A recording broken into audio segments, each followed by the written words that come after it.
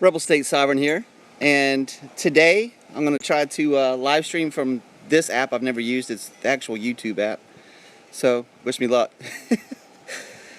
And I'm here to talk about mushrooms today. Mushrooms in the lawn. I'm going to do this hopefully in one take. That's why I'm going live with it. And I'm going to do some shout outs to some other channels also while I'm here. So here, I don't know if you guys remember this lawn or not, but there's an older video I have out. This was basically a sand lot. And it had sparse grass, if that, so kind of let you know what I've done in a year's time with it. And this is the mushrooms I'm going to be discussing today. See if I can get a good picture of these.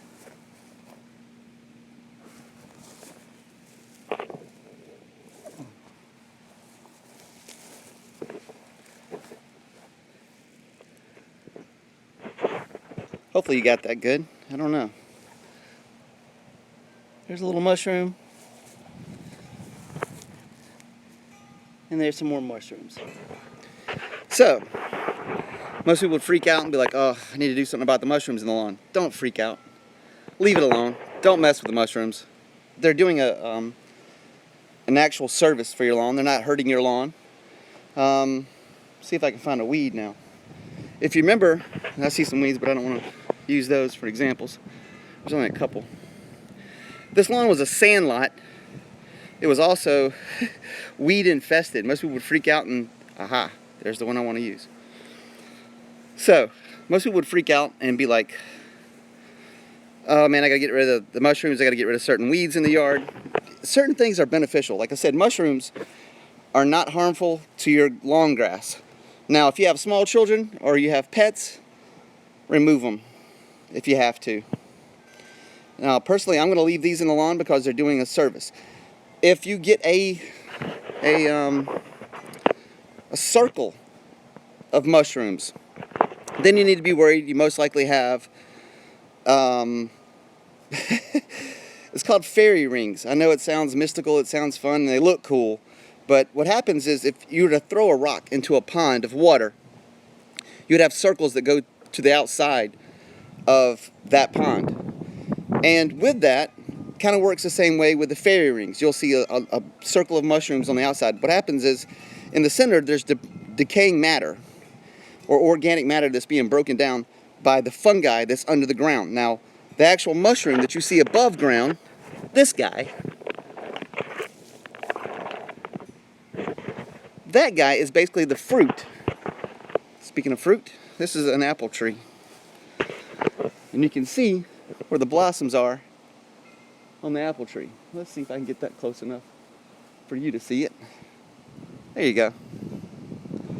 What's going to happen is this apple tree will produce apples. The fungi under the ground, which is breaking down organic matter, which tells me now I have organic matter in my soil. Before I had dead soil. It was horrible. I can just look at it and tell I didn't need to pull a soil sample on it. Most of the time I recommend people do soil samples, just so you know where your boundaries are and where you got to be. If you go back to one of my old videos, it may be on this channel, it may be on Grand Dunes Landscape and Maintenance, but I tell you how to read your weeds and what your weeds can do for you. So let's get back to the mushrooms. The mushrooms are beneficial underground. They're fruit-bearing part of this fungi, comes up to the top of the ground. I do not recommend eating any mushrooms that you find in your yard for several different reasons. If you treated your yard with chemicals, or if you have pets that, you know, poop in the backyard, etc., because either they can be harmful, they can make you sick, or they can kill you. Unless you're a mycologist, leave the mushrooms alone. Don't touch them. Just leave them alone. Second, unless you're Jerry Garcia, and I mean Jerry Garcia who toured with the Grateful Dead, do not touch the mushrooms. Just leave them alone. As far as eating them. If you want to remove them from your yard because you think they look bad, feel free. I'll leave these here. I'm going to let these actually be indicators for me for my soil. Now, there's still some sparse places in the grass. It's starting to fill in nicely. There's some areas. And if you'll look, what I've done is I haven't even fertilized this. All this is just free fertilizer, and I'll explain that. It's all from Starbucks. I get the free coffee grounds. I get about 30 pounds a day. I go to each of the Starbucks all over my community, pick up a bag each day, each and every day. I use it on my lawn personally, and I use it on some of my customers' lawns. You know, most of my customers are just friends, and because I really don't. I mean, I have a business that's in. I mean, it's made to make money. Don't get me wrong, but I pick and choose my customers. I don't have to just take every customer. That's what I'm trying to get at. Second, let's go back to the weeds I was talking about, since we're talking about mushrooms too, and things about being beneficial. These are dandelions, and they're not looking so good. I don't know if you can see those. Let's see if I can get close. That is a dandelion. That's the other part of the dandelion. The Native Americans used to call this the sun and the moon. There's another one. And there's a little charcoal brisket of, this is the actual coffee grounds. And you can see this breaks. Putting organic matter or soil amendment or free fertilizer into my grass back here. Now, the dandelions, if you leave them, like I've left those, because I don't have a whole yard full of them. Most people see dandelions in the yard and they freak out. Because what's going to happen is the seeds are going to drop. You're going to have at least 100 seeds off of a head, minimum. And they're going to spread throughout the yard. Now, if you need to get rid of them, just wait. Because the weeds, if you read the weeds, they'll tell you what to do with your lawn. They're some of the best indicators of what's going on your property. Now, I leave them for several different reasons. I don't eradicate them, and this is why I don't eradicate them. I know that those are deep-rooted weeds. They'll go down deep. They'll pull nutrients all the way up from past most grass. What's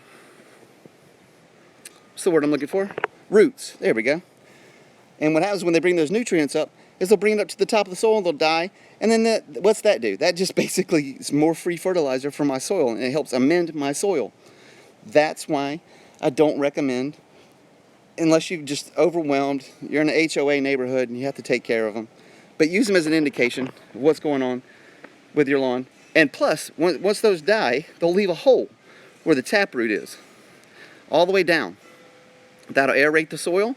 It'll let microbes and air get in there, and it'll actually benefit your soil. I hope I've answered a couple questions today for you. Just thought I'd go live with it. And some shout outs I definitely want to do. I don't answer a lot of different, I don't make a lot of the same videos that I see on YouTube. There's a lot of guys that I recommend. If you don't know, I'm going to put their links in the description on this live stream. And I see some people commenting. Hi, Granny. But let me get back to what I was saying here. I wanted to actually try to film all the questions that were coming. I'm going to have to change apps so that I can make sure that you can see, so I can answer them interactive while it's going on. But with that said, let's do this. I'm going to do the shout outs. There's some guys that probably have some answers on some videos that I haven't made. Like I said, I don't replicate people's videos. I just do my own thing. But if I see something, I like it, I recommend it. That's what I'm doing today. Jeff Kohler, it's Growing Your Greens. His last name is Kohler. I recommend his channel. He's mostly about gardening. There may be something, as spring is here, you may want to know about your gardening. He may give you some tip that I haven't covered, that I probably won't cover on Rebel State Sovereign channel or Grand Dunes Landscape and Maintenance channel. There's a couple other channels I'd recommend. Alan Haney, I've done a couple shout outs for him. He has a channel called The Lawn Care Nut. He covers a lot of things for turf grass. Let's see, who else? I can think of about 10. I probably won't list all their names, but I'm gonna put them in the description here. So if you're looking for something, you're looking for a good reference base of a lot of gardening tips or lawn care tips or landscaping tips, these are the guys that I would recommend. If I don't answer your question, please go and check out these channels. They're great. They put a lot of time and effort into their videos. I've never seen one of these guys do a live stream yet where they can actually interact and answer some of the questions. I'm sure they will, or they may. I don't know. I can't promise what they're going to do. But there's information to be learned from those guys that I haven't covered. Maybe they haven't covered together. So I will definitely list those. Keith is one. He'll teach about lawn care, business, and multi-level marketing strategies, basically, for that. That's kind of his forte. I'll definitely put his link in the description. Southwest Nebraska, that's not the channel, this is where the guy lives. He he has a lot of gardening tips and a lot of prepper ideas that I think could be implemented that you will like. So I'm going to put his link in the channel. His name is Bill. And let's see who else we have here. I have another lawn care landscape. This guy's more dedicated to landscape and to marketing. He's a successful guy. He's in the north, and he does basically like webinars, seminars, and he'll contact multi-million-dollar companies and have them answer questions that he wants the answers for, and you may want the answers for. So it works out in benefit of all. And there's some tips there. How to see with some of his videos. How to reseed your lawn like a pro, things like that. So I'm definitely going to put his link in the description. There's just a bunch of people. I can't call them out all by name, but I'll put their links in the description, and channels also. So once again, this is Rebel State Sovereign. I'm signing off. Thank you guys. I appreciate your time and your efforts. And go to your local. I would just stop by and see if any of your local coffee shops offer their grounds for free. It's free fertilizer, depending on the grounds. Now it varies because it's organic. You get it's nitrogen rich. It's about 2 to 3% nitrogen if you're NPKs. Oh, look at this.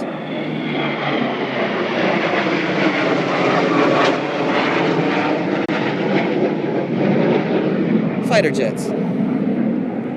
How's a YouTuber gonna even compete with fighter jets? So basically I use coffee grounds because it's nitrogen rich. It helps enrich my soil with organic matter, which the worms like. That's one of the indicators that I liked about the mushrooms. I know that the fungus is breaking down organic matter. There has to be organic matter under the soil for that fungus to grow. There has to be a lot of water, moisture, and there has to be low light. We've had 2 days of not as sunny as what today is. Basically cloudy days. That's why the mushrooms are there. There's plenty of moisture, and there is fungus there. It's breaking down organic matter.